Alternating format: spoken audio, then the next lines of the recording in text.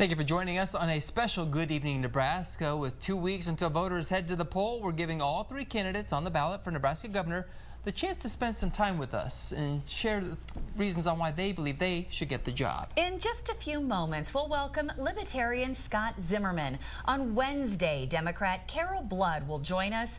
Republican Jim Pillen has declined our invitation. For the next 30 minutes, we'll have a conversation about issues important to Nebraskans. And now, starting things off, we turn to Scott Zimmerman, joining us live. And Mr. Zimmerman, thank you for the time driving out here from Omaha. So tell us a little bit about yourself first and foremost. Where are you from? What do you like? What do you do?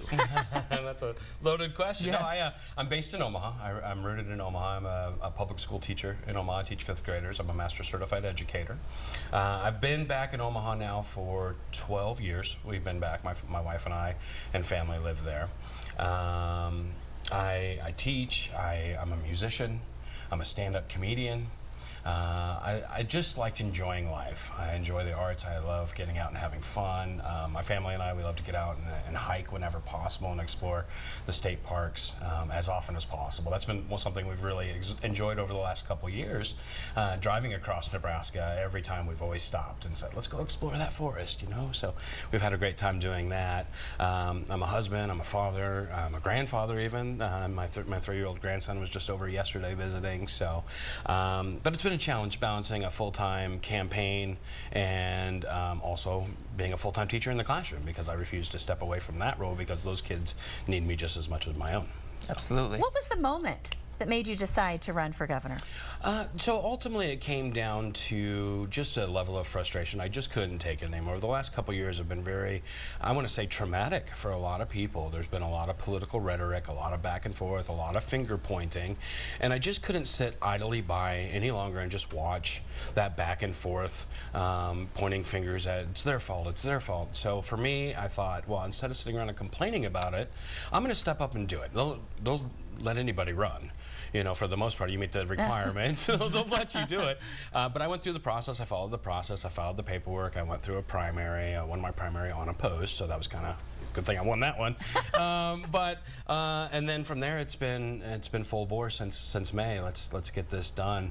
It's been a challenge being a third party. You're kind of ignored historically and not taken super seriously, but overall my strategy has been to go where the voters are and connect with people that are real Nebraskans, people that are out there living and working and trying to survive every day, and they have fueled my passion for what I'm doing. I am doing it for them. I'm doing it for these individuals that are apathetic with the system. They're fed up. They don't feel represented. So I want to be that voice of reason for them. I want to be that representation. Well, let's get into some real hard-hitting topics. Sure. First and foremost, property tax is one of the biggest things we hear in this state. Yeah. According to Wallet Hub, it's the 8th highest in the nation. How are you going to lessen property tax on owners in this state? You're not kidding. It's a beast to tangle with. Everything that I've seen, from education to criminal justice to land management, it's all connected to this system. It's like a tangled web that we have to untangle little by little. So my first approach would be to step in to the role as governor and evaluate the programs that are being funded by our property taxes. Let's make sure they're being run as effectively and as efficiently and as equitably for all as possible. And then we can go and we can look at some of the larger burdens on that system, education being the primary force of that. And yes, we have to provide a quality education for our children. It's something that we have to do. But I don't know that we're doing the best job that we possibly could. If we can go in and we can reevaluate the expenditures that are going into the cost of educating each child, and we can reduce that cost, then we reduce that dependency on the public tax dollar. Over my lifetime, I've witnessed such a dramatic dependency on tax dollars for virtually everything government related, and the property tax is the most tangible. It's there, it's the biggest dollar figure. Things that frustrate me from a property tax perspective is the fluctuation of the market. Your house value goes up $100,000. Guess what? Your taxes are going up. Guess what? It drops down. You're gonna have to fight to get your taxes reduced. So it's a challenge for homeowners. So I foresee a time where if we work hard enough, we can lock in a fixed rate for property taxes based on your purchase price of your home. And then I see a sunset date. If you're a retirement age, you've retired, you've paid for your home free and clear, free of liens, then you should be free of your tax burden on your property as well. I would look, obviously we would have to supplement, we would have to make up some means, so I would focus more on opt-in taxes, recreational taxes, things that people don't need, but look at supplementing those incomes there. But in a perfect world, we'd be able to scale back the size and the scope of our government to the point where we're not so reliant heavily on public tax dollars, to the point where it's driving people to not being able to feed their families. Well, that leads me to this question, and talk about, this is a big question, a big issue, unemployment. Nebraska has one of the lowest unemployment rates in the country. It's a blessing, it's a curse. Sure. People can't find employees. So what are you going to do? I mean, here at the station, we're having to, you know, run our own cameras, etc. Sure. So we feel it. You probably feel it a lot at the schools We too. see it, yeah.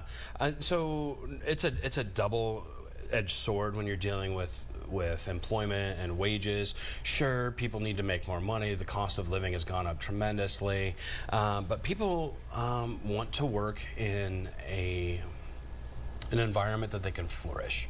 And I think many employers over the last decade have failed to adjust to our societal needs. People need to feel valued. They need to feel that they're contributing to a team. And if they don't feel that, if they just feel like they're another number or another cog in the machine, they're not going to want to take those jobs. For me, looking at getting people access to training and competency levels so that they can feel confident to show up. I can run that cash register. I can run that machine. And putting emphasis on career development and skills training to give these people the necessary tools or resources they need to be successful in virtually any work environment that they choose to thrive in. With the teacher shortage and the education shortage, I would like to see us move away from requiring a degree in education. If you hold a bachelor's degree and you can pass the praxis in a subject area or a content area you want to teach, then why are we not allowing these individuals to teach? That's something that I would want to focus on as well. Beyond that, I would look to expand high-speed internet access throughout our entire state so that people in every corner of our state have access to the same quality high-speed data connections that they do in the major metropolises. So these individuals now can choose to work virtually for any company anywhere and live in their hometown and then funnel their income back into their own communities and stimulate their communities. We're back with Libertarian nominee Scott Zimmerman running for the seat of governor in Nebraska. NTV offered a debate format to each candidate appearing on the ballot. Democratic Representative Carol Blood, yourself were both in favor of participating in one. Jim Pillen, the Republican primary winner, was not. He also declined our invitation to debate during the GOP primary. So what is your stance on the importance of a debate? The voters deserve the right to have access to their candidates. And from just, if I were to take myself out and look at it from a voter perspective, somebody that was considering voting for a candidate that refused to be in the public eye or refused to participate in a debate, I would think to myself, what is this individual really going to bring to the table? I would be concerned. So the value of especially this type of forum where I'm in here, I don't know what you're going to ask me, and I'm going to speak candidly from my heart and who I am as a person. I think that the voters deserve to have that real look at a candidate and an opportunity to kind of pick them apart to see if there's somebody they, because your vote is your most powerful resource when it comes to controlling government, keeping government in check. Your vote is your voice. So being able to know with confidence who you're voting for gives the voters just that additional oomph to get to the polls, to check the box, and feel good about what they did that day. There's been a recent push to absorb the Department of Education under the umbrella of state offices and then report to the governor. Do you think the department should report to the governor? And what should state lawmakers' role be in K through 12 education? No, the Department of Education needs to be completely separate from the administrative office, the executive branch of our state. It needs to be separate entities altogether. When you have as we've seen over the last, my lifetime, I always come back to my lifetime because that's what I have to go based off of. My lifetime, it doesn't matter which political party takes power, it's always this pendulum swinging back and forth, and they spend more time on doing what their predecessor did than they do actually moving forward. And so we take 2 steps forward, 2 steps back, 1 step forward. Nothing really gets done. So being able to separate that, the Nebraska Department of Education serves a solid purpose.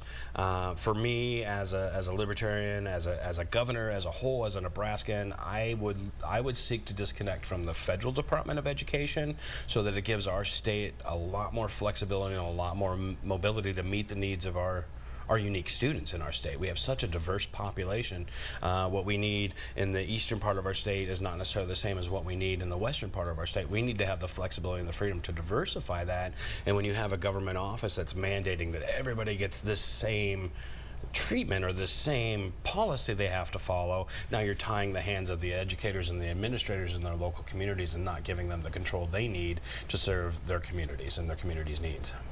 Education is a very big part of Nebraska because all of these small villages and towns still rely on their schools to have the town more or less functioning. Yes. Which means people live in all these small towns and villages and also on their land in the vicinity of. And healthcare is a big issue because all those places do not have hospitals or doctors. How do we ensure that everybody's taken care of in the healthcare for them? So you have to empower these communities and give them the resources they need to survive. We need to listen to their needs, and we need to be able to provide them the resources they need.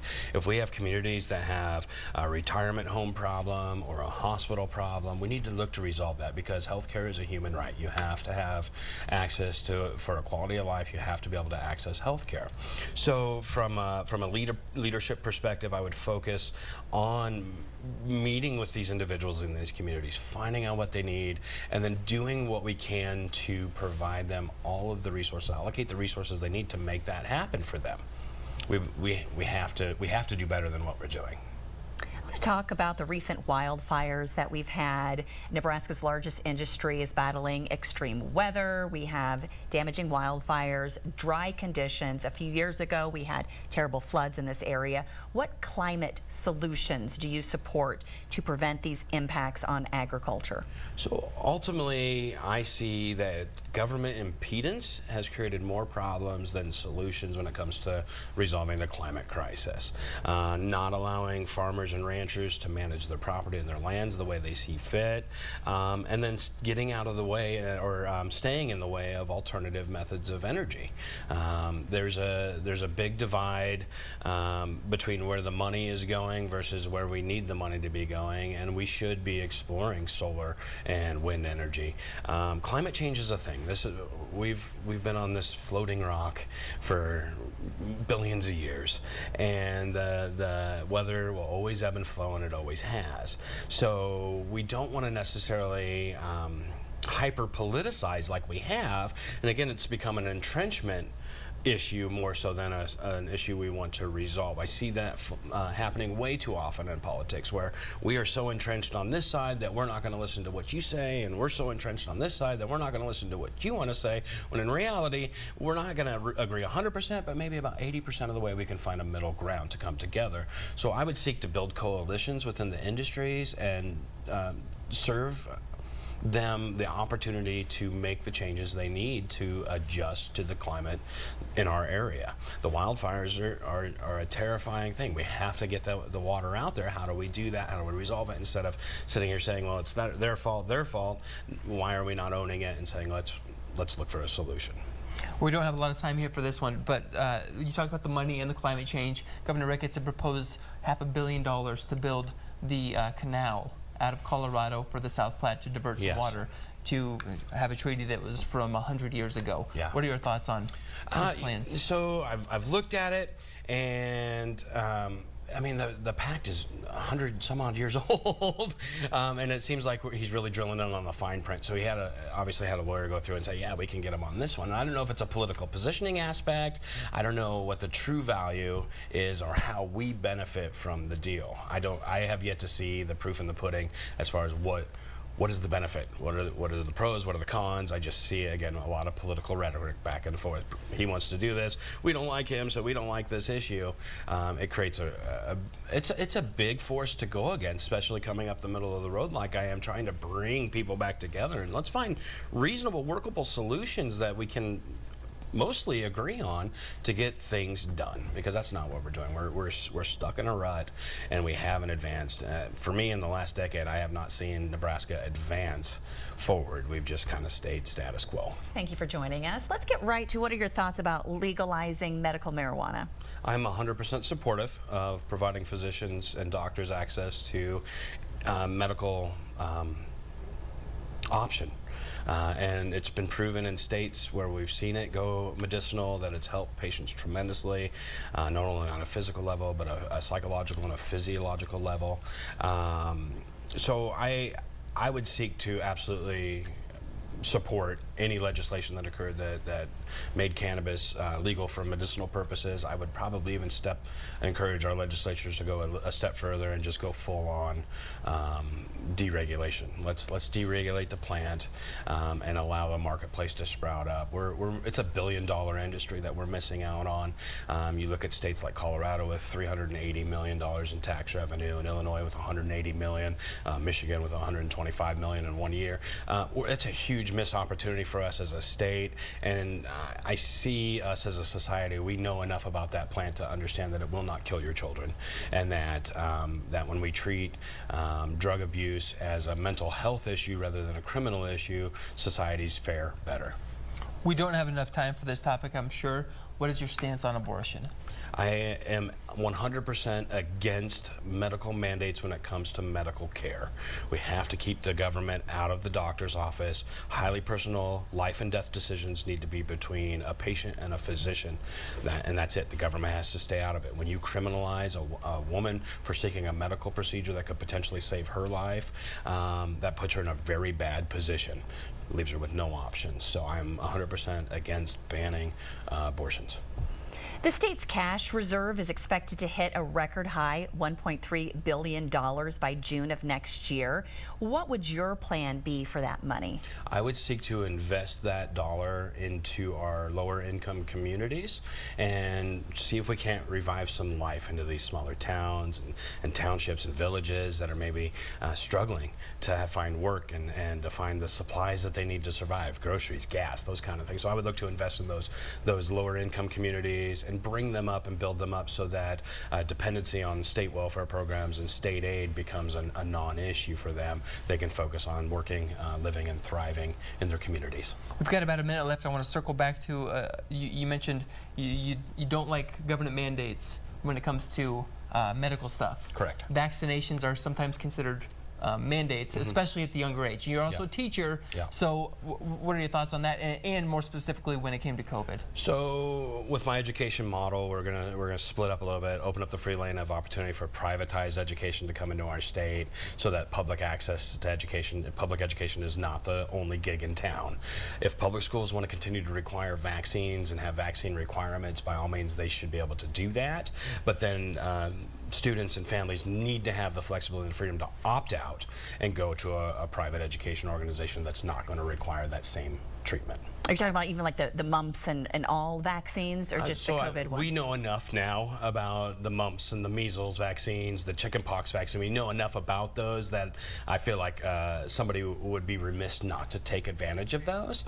But mandating any type, mandating a flu vaccine, mandating a COVID vaccine, that does, for a virus that lives and thrives and evolves. Oh, we're going to run out of time. Sorry. Go to your website for more information. Yeah, votezimmerman.com. I respond to every message personally.